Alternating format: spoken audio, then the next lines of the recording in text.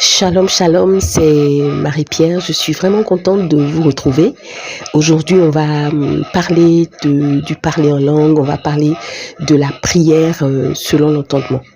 Alors, qu'est-ce que j'entends par la prière selon l'entendement? C'est-à-dire, c'est la prière avec l'intelligence, où on trouve les mots qu'il faut dire, où on trouve les syntaxes, les formulations dont on a besoin pour pouvoir élever la voix vers Dieu. C'est comme si on préparait en fait un discours. Alors la prière la prière avec l'entendement utilise l'intelligence. L'intelligence humaine est basée sur beaucoup de choses, dont le vocabulaire, dont le vécu, donc dans le passé. Voilà, c'est le vécu et on a des aspirations. On ne peut pas dire ce qu'on deviendra dans le futur, mais on a des rêves. Voilà. Alors la prière par l'entendement est quand même limitée. Est quand même limitée parce que on aimerait dire plus, mais on n'a pas forcément le vocabulaire, on n'a pas forcément les mots pour pouvoir le dire. C'est là où le Saint-Esprit, lorsqu'on est baptisé par lui, il vient avec son langage et il se substitue à nous lors de nos intercessions auprès du Père. Romain dit que l'esprit exprime par des soupirs inexprimables ce dont notre cœur a besoin. Et c'est le langage de Dieu.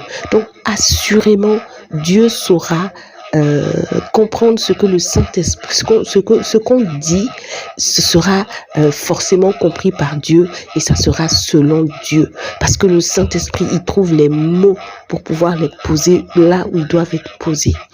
Alors, le chrétien qui ne parle pas en langue, c'est quelque chose, je dirais, c'est dommage. C'est-à-dire, il rate quelque chose. Tout chrétien qui ne parle pas en langue doit pouvoir aspirer à parler en langue parce que tu ne peux pas quitter la dimension où tu es avec la prière de l'entendement et pouvoir évoluer, pouvoir bâtir un hôtel solide.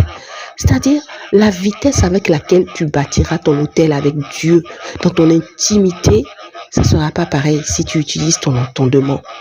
Alors, recherche le parler en langue si tu ne l'as pas. Ne te dis pas, c'est un don, je peux l'avoir ou pas. Non, il faut que tu l'aies. Il faut que tu l'aies parce que c'est le langage du Saint-Esprit. Le Saint-Esprit, il doit faire quoi en toi? Il doit prendre la place. Il doit t'éclairer en profondeur. Alors, si avec son langage, il ne sonde pas le profond de ton cœur, comment est-ce qu'il peut te donner ce dont tu as besoin, mais avec précision? Ce que tu demandes avec l'entendement ne reflète pas forcément la réalité intrinsèque que tu as.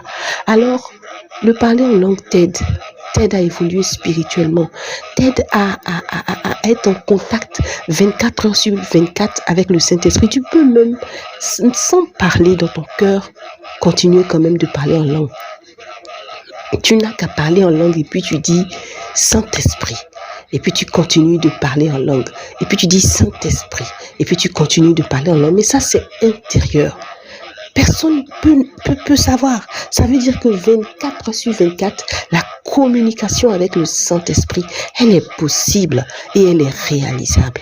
Alors je t'encourage, cherche profondément, va sur YouTube, va sur Google et regarde tous les enseignements pour le parler en langue, pour que tu saches comment te disposer, comment demander ça, et puis tu vas recevoir ce baptême du Saint-Esprit.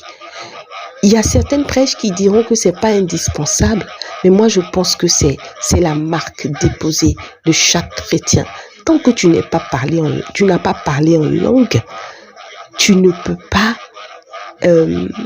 t'arrêter là. Non, c'est pas possible.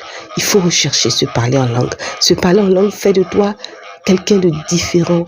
Et la plupart des hommes de Dieu qui ont percé dans leur ministère, ils avaient le parler en langue pour pouvoir prier des heures, parce que le dictionnaire ne suffit pas, parce que l'intelligence ne suffit pas, parce que l'entendement ne suffit pas. ils avaient le parler en langue. Et ce qui faisait la différence, c'est qu'ils pouvaient tenir avec ce parler en langue, avec une communion pendant des heures avec le Saint-Esprit. On demandait, mais celui-là, comment il fait pour passer 2-3 heures dans la prière? Mais il reste dans la prière avec le parler en langue. Il peut donner le sujet en intelligence, mais après, il attaque avec le parler en langue. Et c'est le Saint-Esprit qui continue, parce que le Saint-Esprit fait jaillir de notre sein des fleuves d'eau vive. Mais alors, qu'est-ce que tu attends pour qu'il fasse jaillir ces fleuves d'eau vive? Il peut pas faire jaillir les fleuves d'eau vive avec ton intelligence, c'est forcément avec son langage. Et à l'intérieur, pendant que tu seras en train de parler, tu vas toucher des problèmes même auxquels tu n'as pas pensé.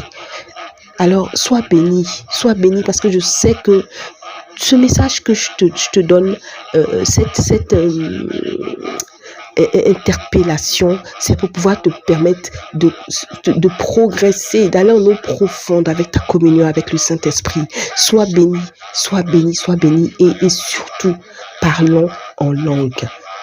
Préférons plutôt la prière en langue que la prière avec l'intelligence, parce que la prière avec l'intelligence, elle nous limite. Alors, sois béni dans le précieux nom de Jésus-Christ de Nazareth, dans le précieux nom de notre Sauveur qui est unique et qui est toujours là pour nous par son esprit.